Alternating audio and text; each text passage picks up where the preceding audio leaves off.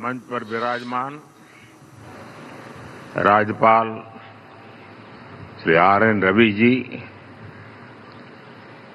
ऊर्जावान मुख्यमंत्री शुभेंदु अधिकारी जी, केंद्र में मेरे सहयोगी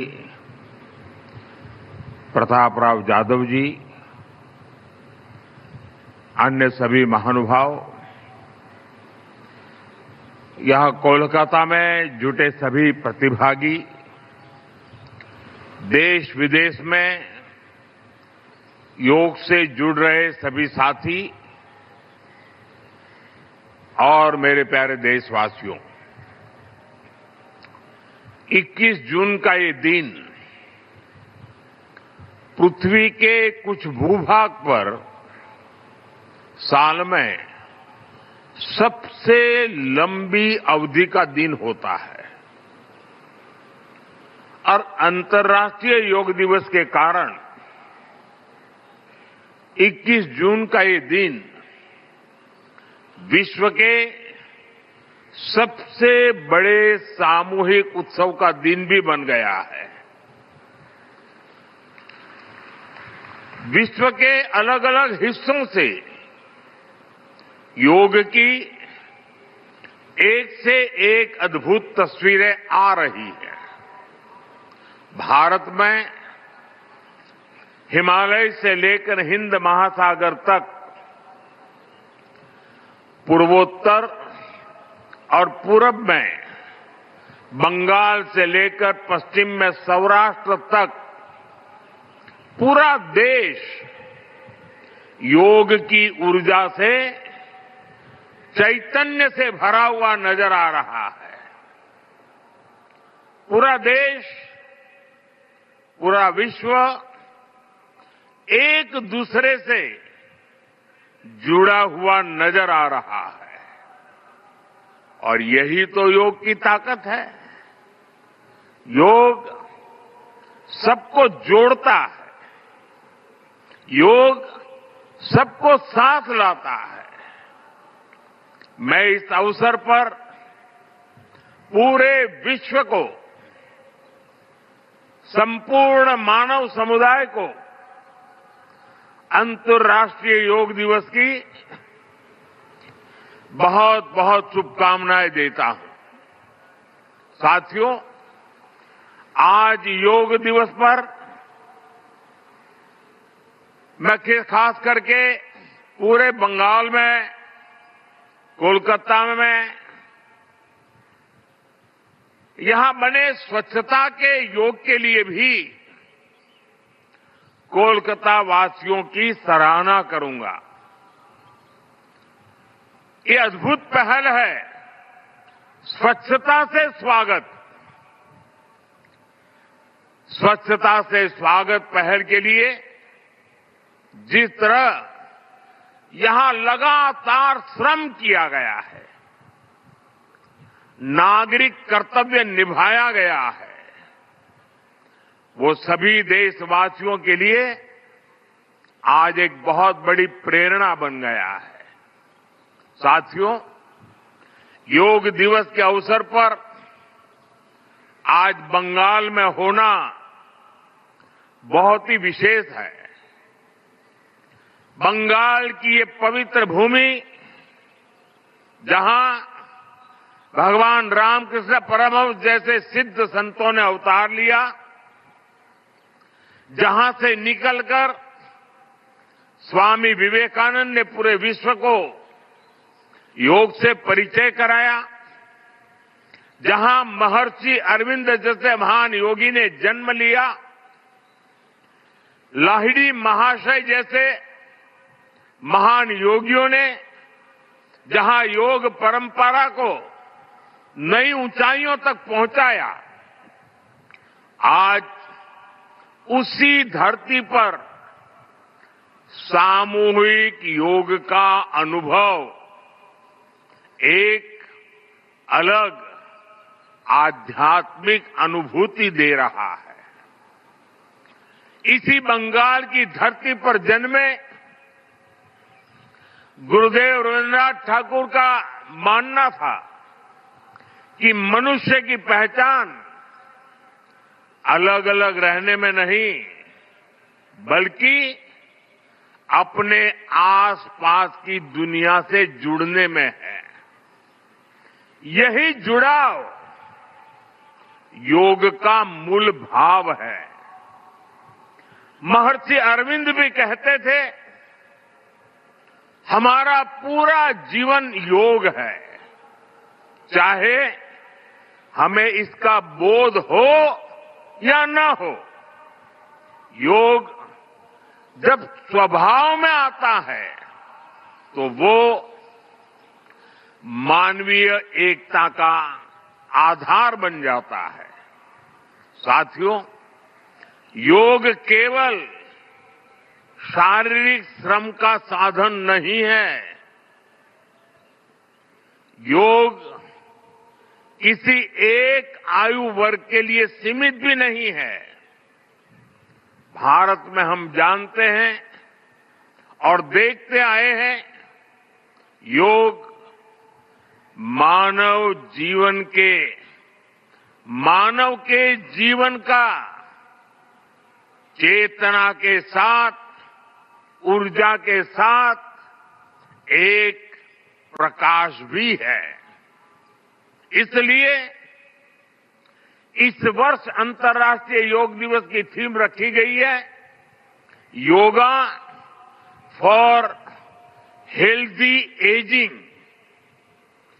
उम्र बढ़ने पर भी हम स्वस्थ रह सकते हैं, हम ऊर्जावान और सक्रिय रह सकते हैं। योग हमें इसके लिए मार्ग दिखाता है। Friends, when we speak of yoga for healthy aging, it means that we can work to ensure that age does not reduce human potential. Yoga can help human life to aspire for constant growth. Our target must be to be more flexible at 40 than we were at 20. Our target must be to be more energetic at 50 than we were at 30. Our target must be to be more resistant to lifestyle disease at 70 than we were at 50. This is where yoga can help us. It helps us tune our bodies to be flexible. It keeps our energy level high. It also helps us maintain a calm, stress-free life and help to keep lifestyle disease away. Moreover, with regular practice, yoga teaches us to remain lifelong learners of our own bodies and minds. The more we know about ourselves, the better we can manage ourselves. That is why yoga for healthy aging, this theme must be seen as one for people of all ages, not just for the elderly. साथियों, गीता में भगवान कृष्ण ने योग के विषय में कहा है, युक्त आहार विहारस्य युक्त चेष्टस्य कर्मसु युक्त स्वप्न अवबोधस्य योगो भवति दुःखः। अर्थात संतुलित आहार विहार से, संतुलित क्रियाओं और कर्मों से, संतुलित नींद और जागने से योग दुखों का नाश करने वाला हो जाता है। ये संतुलन ही योग का आधार है। यही संतुलन हमारे जीवन का आधार भी है। लेकिन ज्यादातर लोग आज इस आधुनिक समय में जीवन के असंतुलन से ही जूझ रहे हैं। बहुत मशक्कत करनी पड़ रही है उनको। योग हमें जीवन को बैलेंस वे में जीने की कला सिखाता है। योग हमें डूज और डोंट सिखाता है। और जब हम हमारे शरीर को सही ढंग से चलाना सीख लेते हैं तो स्वास्थ्य हमारा स्वभाव बन जाता है। साथियों, योग केवल हमारे शारीरिक स्वास्थ्य पर ही फोकस नहीं करता। योग मानसिक स्वास्थ्य से शारीरिक स्वास्थ्य का मार्ग दिखाता है। इसलिए योग के विषय में युक्त चेष्टस्य कर्मसु कहा गया है। यानी हमें क्या करना चाहिए, क्या नहीं करना चाहिए, इसका बोध। ये बोध हमारे जीवन में शांति का स्रोत तो बनता ही है। इससे विश्व शांति का मार्ग भी खुलता है।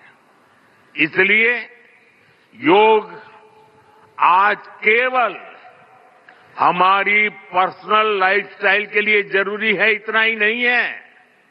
योग दुनिया के बेहतर भविष्य के लिए एक आवश्यकता भी है। साथियों, अंतर्राष्ट्रीय योग दिवस के अवसर पर करोड़ों लोग योग से जुड़ते हैं। लेकिन आज का ये दिन हमें अपने साझा संकल्प को फिर दोहराने का अवसर देता है।